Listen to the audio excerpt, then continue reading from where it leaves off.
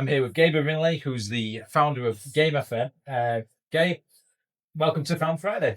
Thank you for having me, Jonathan, and I've been looking forward to this. We're here in the Moxy in Manchester, so this was once your office, wasn't it? Yes, ironically, you said to find somewhere where that meant something to me, and this was where the whole idea of Go My Lecture of Facility Management, aka Game FM, was born, and it was born here because I didn't have like any offices. I couldn't afford to go into any co-working spaces, and I found out that there were some really cool environments with very strong Wi-Fi that I could actually work as if I was in an office whilst just having a coffee or something. So I went to speak to the bar staff earlier to get a pint, and they said, "Oh, you're with Gab, aren't you?" And I said, "Well, I can't get a drink for Gab because he's currently observing Ramadan and Lent on the same day." Tell me a bit more about that.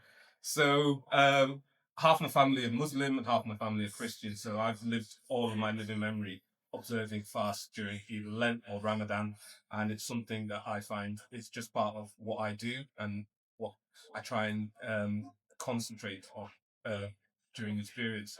And because I've been doing it so long, I keep making it a little bit more difficult every year. And this year, I'm going for a 72-hour wet fast to start off Lent and Ramadan. So last meal I had was at 7 p.m. Tuesday evening, pancakes, and the next meal I'm going to have is going to be Friday itself.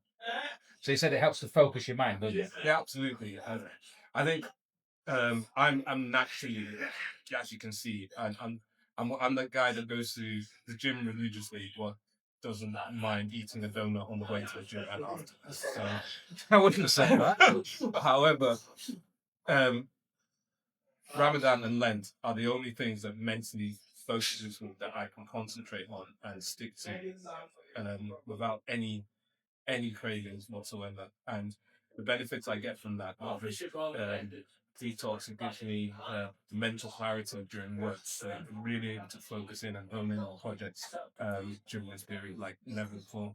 So your former office is your equivalent of Cheers, where the bar where everyone knows your name. But now you employ 38 Yeah, full-time members of staff around the globe. And tell me a bit more about Game FM. So Game FM is a business that I set up because I've worked in facilities all my life.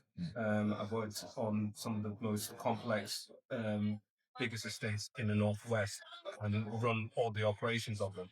And what I found was there was a missing link between the delivery of facilities and the relationship between stakeholders. There's a real requirement for, because people need, most commercial buildings, residential buildings, flats and high-rises require facility services. And if you don't deliver a good service, it's really noticeable. But if you do, it's so well received that when I left my former place of work, I decided I was going to jump into that market because I knew there was a lot of clients who wanted that service, and having done that myself previously, it would be a really good place to start. You've done some good numbers, haven't you? Do you want to talk a bit about that?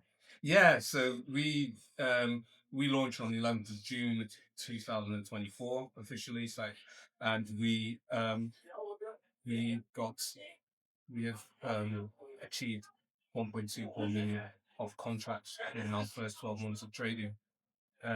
We are on course to deliver 1.5 million pounds of revenue this year, and we just need to be growing.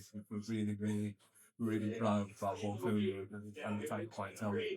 Fantastic. So you live in Chorley. Your wife homeschools the 4 kids that you've got. Yeah. You've just turned 50, or you turned 50 last year. Yeah. But you're coming to Manchester to work, and you're part of the Ascend cohort at GM Business Growth. Yeah. Tell me a bit more about that. Well, everyone thinks I'm crazy. You start a business at 49, and then you not only have you got a stay-at-home educator wife who homeschools our kids, you've now taken the responsibility of growing a business and no safety yet. And one of the things I quickly identified was I just couldn't do it on my own. I didn't have that knowledge, I didn't have that expertise, I didn't have that network. And I reached out to the growth hub, and I found out the Ascend cohort was just starting, the inaugural one had just started. I missed out on jumping on that one because we were literally just finishing off the writing on the business plan. But I was able to thankfully get onto the second call, and it's been phenomenal. What I didn't know, I've now got access to 25 other founders who've been there, done it, got the t-shirts, and access to the likes of phenomenal knowledge and expertise and experience from KPMG and Dolphin. And yeah, it's been godsend.